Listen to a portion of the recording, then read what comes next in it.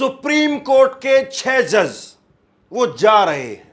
कहां जा रहे हैं, क्यों जा रहे हैं, खबर को सुनिए और समझ जाइए। सुप्रीम कोर्ट के 6 जज जा रहे हैं और नरेंद्र मोदी बहुत बुरी तरह से फंस गए हैं। और सुप्रीम कोर्ट के जज जब जा रहे हैं तो नरेंद्र मोदी सरकार पर वो करारा तमाचा पड़ने वाला है जो मत पूछिए आप। सुप्रीम कोर्ट के 6 जज मणिपुर जा रहे हैं। 22 मार्च को तय हो गया है सुप्रीम कोर्ट के मौजूदा 6 जजों का एक पैनल वो मणिपुर का दौरा करेगा। वही मणिपुर जिसका नाम लेने से नरेंद्र मोदी और भाजपा के नेता कतराते हैं। वही मणिपुर जिसमें लगातार हिंसा हो रही है और अब 2 साल हो जाएंगे। इसी साल 3 मई को, यानी तकरीबन अब 1.5 महीना बाकी है। 1.5 महीने के बाद में 2 साल पूरे हो जाएंगे मणिपुर में हिंसा और आगजनी के। सैकड़ों लोग मारे गए, हजारों लोग विस्थापित हो गए, लेकिन नरेंद्र मोदी आज तक मणिपुर नहीं जा पाए। और आज खबर निकल करके सामने आई है कि 6 जजों का पैनल वो मणिपुर जा रहा है। कई जगह पर यह खबर अलग अलग वेबसाइट पर लगी है, लेकिन कोई इस बात को नहीं लिख पा रहा कि जब सुप्रीम कोर्ट के जज जा सकते हैं, जब विपक्ष के नेता जा सकते हैं, तो मोदी के पैरों में क्या मेहंदी लगी हुई है? क्यों मोदी नहीं जा रहे हैं वहां पर? क्यों प्रधानमंत्री नहीं जा रहे हैं? और क्या प्रधानमंत्री को नहीं जाना चाहिए? जब वो इन 2 सालों के दरमियान, जब लगातार मणिपुर में आग लगी हुई है, हिंसा है, तोड़फोड़ है, आगजनी है, महिलाओं के साथ बर्बरता की गई, लोगों को मार दिया गया, इस 2 साल के दरमियान नरेंद्र मोदी दर्जनों बार विदेश यात्रा पर चले गए। तो यहां पर मणिपुर जाने में कौन से कांटे चुभते हैं उनको? और मणिपुर जाकर के ये सुप्रीम कोर्ट के 6 जजों का पैनल जो बात रखेगा देश और दुनिया के सामने, जो चीजें निकल करके सामने आएगी, 22 मार्च को कुछ तो बड़ा होने वाला है। 22 मार्च को कुछ तो खबर ऐसी निकल करके सामने आने वाली है जिसको मैनेज करना नरेंद्र मोदी सरकार के लिए बड़ी जो है मुश्किल होने वाली है।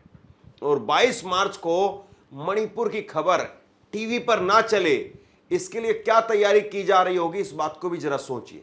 कौन सा बड़ा इवेंट, या 22 मार्च को कौन सा बड़ा, आप जानते हैं कंट्रोवर्सी कहां पर क्या खड़ी की जाएगी कि किसी भी तरीके से मणिपुर की खबर, सुप्रीम कोर्ट के जजों का दौरा वो फीका पड़ जाए या वो सुर्खियों में ना आए। इसके लिए कहीं ना कहीं कुछ न कुछ तो तैयारियां जरूर चल रही होंगी। खैर, मैं खबर आपके सामने रखता हूं। हिंसा पीड़ितों की मदद के लिए मणिपुर जाएगा सुप्रीम कोर्ट के जजों का दल। विस्थापित लोगों की दिक्कतें सुनेगा। नरेंद्र मोदी दिक्कतें नहीं सुन सकते हैं, नरेंद्र मोदी मणिपुर नहीं जा सकते हैं, या नरेंद्र मोदी को जाना नहीं चाहिए। सुप्रीम कोर्ट के 6 जज जाएंगे मणिपुर, लेंगे रिलीफ कैंपों का जायजा। हिंसा से निपटने की निकल सकती है राह। तो मोदी साहब, आपके पैरों में कौन सी मेहंदी लगी हुई है? आपके पैरों में कौन से कांटे चुभ रहे हैं मणिपुर जाने में? मैं सीधा और तीखा सवाल पूछ रहा हूं, क्योंकि मणिपुर को लेकर के मुझे लगता है कि जब सुप्रीम कोर्ट के जजों को भी वहां जाने की जरूरत महसूस हो रही है, तो क्यों नहीं हम एक चुनी हुई सरकार के मुखिया से पूछें, हम मणिपुर में डबल इंजन की सरकार चलाने वाली पार्टी के नेता से पूछें कि आप क्यों नहीं गए मणिपुर? क्या आपकी जिम्मेदारी नहीं है? क्या आपको जाना नहीं चाहिए था? क्यों नहीं गए मणिपुर आप? जब आप दुनिया भर में ढोल पीटते हैं कि हमने रूस यूक्रेन को लेकर के वॉर रुकवा दी, जब ये कहते हैं कि हम शांति के पक्ष में हैं, तो अपने देश में शांति कौन पैदा करेगा? अपने देश में शांति कौन लेकर के आएगा? अपने ही देश में एक हिस्से में अगर आग लगी हुई है, हिंसा है, आगजनी है, तोड़फोड़ है, दंगे हैं, महिलाओं की इज्जत आबरू को लूटा जा रहा है, तो उसके लिए कौन खड़ा होगा? उसके लिए कौन बोलेगा? मणिपुर जाएगा सुप्रीम कोर्ट का प्रतिनिधि मंडल। सुप्रीम कोर्ट के 6 जजों का एक प्रतिनिधि मंडल मणिपुर जाएगा। न्यायमूर्ति BR गवई के नेतृत्व में यह प्रतिनिधि मंडल 22 मार्च को मणिपुर में राहत शिविरों का दौरा करेगा। प्रतिनिधि मंडल में न्यायमूर्ति BR Gavai, Suryakant justice Vikram Nath, MM सुंदरेसी, KV Vishwanath और N कोटेश्वर शामिल हैं। ये 6 जज हैं जो मणिपुर जा रहे हैं। मोदी साहब नहीं जा पा रहे हैं। मोदी जी पाकिस्तान चले जाते हैं, बड़ी 56 इंच की छाती बताते हैं वो अपनी। अभी 2 दिन पहले उनका एक पॉडकास्ट आया, उस पॉडकास्ट में वो कह रहे थे कि मैंने तो पाकिस्तान को इनवाइट किया, अपनी शपथ ग्रहण समारोह में मैंने पाकिस्तान को न्योता दिया, उनको बुलाया। भाई पाकिस्तान को आप बुला सकते हैं, पाकिस्तान के साथ बातचीत के लिए भी तैयार हैं, अच्छे रिश्ते भी चाहते हैं और चाहने भी चाहिए, होना भी चाहिए अच्छे रिश्ते। लेकिन मणिपुर के लिए आपके कदम क्यों रुक जाते हैं और मणिपुर में शांति क्यों नहीं हो पाती है? 2 साल का वक्त कोई छोटा वक्त नहीं है, बहुत बड़ा वक्त है। और प्रधानमंत्री जब मणिपुर पर बोलते भी हैं तो कहते हैं कि पहले की सरकारों में ये था, पहले की सरकारों में वो था, पहले ऐसा होता था, पहले वैसा होता था। पहले नरेंद्र मोदी नहीं थे, पहले भाजपा नहीं थी, पहले इतना मजबूत, अगर हाल के सालों में बात करें तो सरकार भी नहीं थी जिसके पास में इतना बड़ा जनादेश हो। अभी तो आप बैसाखियों पर आए हैं, पिछले साल तो आपके पास में अच्छा खासा जनादेश था। और पहले इतनी तकनीक भी नहीं थी, इतनी फैसिलिटी भी नहीं थी। आज बहुत कुछ बदल चुका है और आज इस बदलते हुए जमाने में हम सवाल पूछेंगे कि आप पीछे का रोना कब तक रोएंगे और पीछे का रोना रो करके कब तक आप अपने आप को बचाएंगे।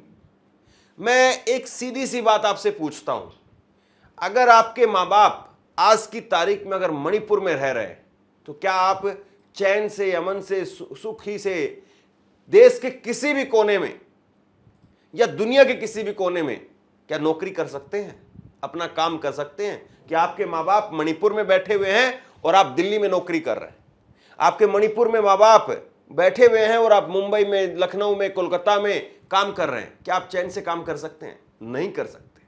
हर वक्त यही दिमाग में रहेगा, पता नहीं घर पर क्या हो जाए, पता नहीं माँ बाप को कोई कुछ कर तो नहीं देगा।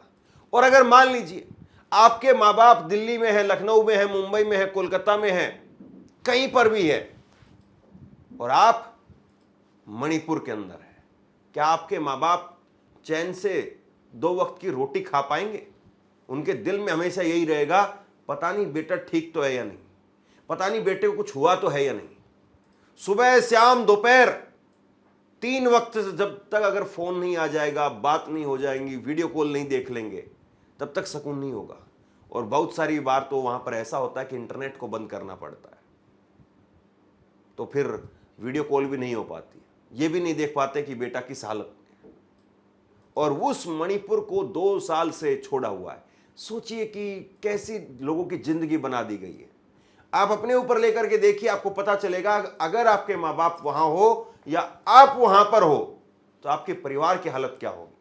और वैसी ही हालत जो है वो आज मणिपुर के लाखों परिवारों की है। उसी हालत में आज मणिपुर के लाखों परिवार रह रहे हैं। लेकिन सब कुछ चंगा से, मीडिया बात नहीं करता है, मीडिया देखता नहीं है। अब सुप्रीम कोर्ट के जज जा रहे हैं तो क्या देखेंगे? सुप्रीम कोर्ट के जज जा रहे हैं तो खबर ये निकल करके सामने आ रही कि पहले वो इस बात को देखेंगे कि क्या लोगों को कम से कम 2 वक्त का खाना मिल पा रहा है या नहीं मिल पा रहा है।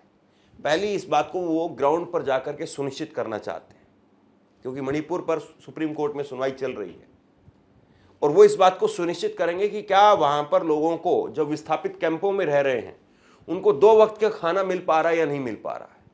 इस बात को सुनिश्चित करेंगे वो ग्राउंड पर जाकर के, क्या लोगों का इलाज वो हो पा रहा है या नहीं हो पा रहा है। और इसके लिए बाकायदा वो रिलीफ कैंप में जाएंगे, अस्पतालों में भी जाएंगे। इसके बाद में वो इस चीज को देखेंगे कि क्या लोगों को कानूनी मदद मिल पा रही है या नहीं मिल पा रही है। इसके बाद में वो पुलिस थानों का जायजा लेंगे और क्या पुलिस थानों में लोगों की रिपोर्ट लिखवाई जा रही है या नहीं लिखवाई जा रही, क्या पुलिस लोगों की बात सुनने का काम कर रही है या नहीं कर रही है। क्योंकि वहां पर एक डिस्प्यूट ये भी निकल करके सामने आ रहा है कि स्थानीय पुलिस और आर्मी के बीच में, सेना के जवानों के बीच में कई बार झड़प की, कई बार तकरार की वीडियो निकल करके सामने आती है। तो सुप्रीम कोर्ट के जब ये जज जाएंगे वहां पर, तो खाना, इलाज, कानूनी मदद, पुलिस थानों का हाल, रिलीफ कैंप में कैसे हाल हैं वो, और उसके साथ साथ वो इस बात को भी सुनिश्चित करेंगे कि जो दंगा पीड़ित हैं, दंगा से प्रभावित होने वाले लोग हैं, उन लोगों के क्या निजी दस्तावेज बचे हुए भी हैं या नहीं, क्योंकि अपने आप में एक सवाल खड़ा हो जाएगा कि वो भारत के नागरिक हैं या नहीं। और यहां तो सीए, एनआरसी और ये तमाम तरह की बातें सरकार चलाती है।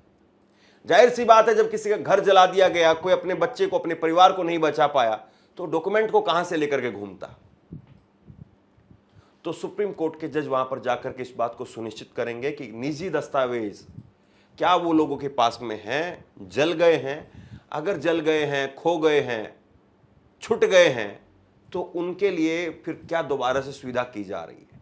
मतलब सुप्रीम कोर्ट के जज जाकर के वहां पर कोई ऐसा बड़ा तीर मारने वाले नहीं है, लेकिन कम से कम वो मरहम लगाने का काम करेंगे।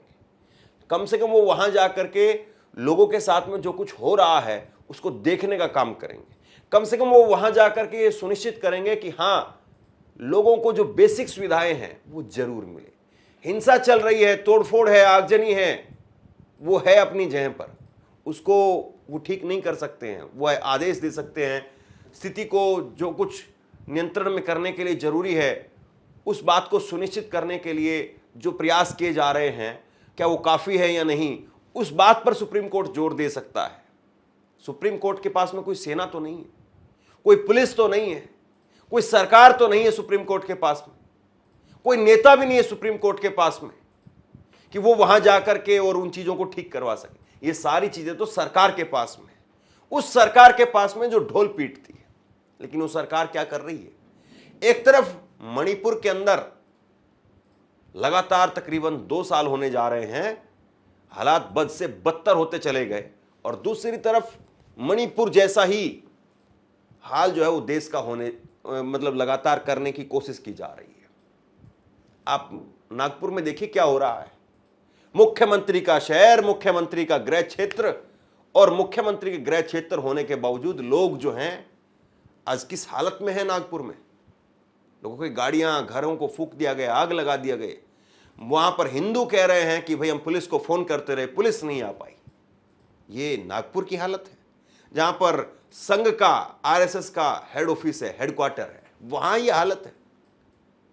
तो भाजपा की सरकार जो कानून व्यवस्था की बात करती है, नरेंद्र मोदी जो कहते हैं कि डबल इंजन की सरकार बनाओ, मजबूती मिलेगी, डबल इंजन की सरकार बनाओ, केंद्र से मेरा सीधा सपोर्ट, सीधा साथ आपको मिलेगा, वो नरेंद्र मोदी की बातें, वो नरेंद्र मोदी के जुमले, वो हम सबके सामने है।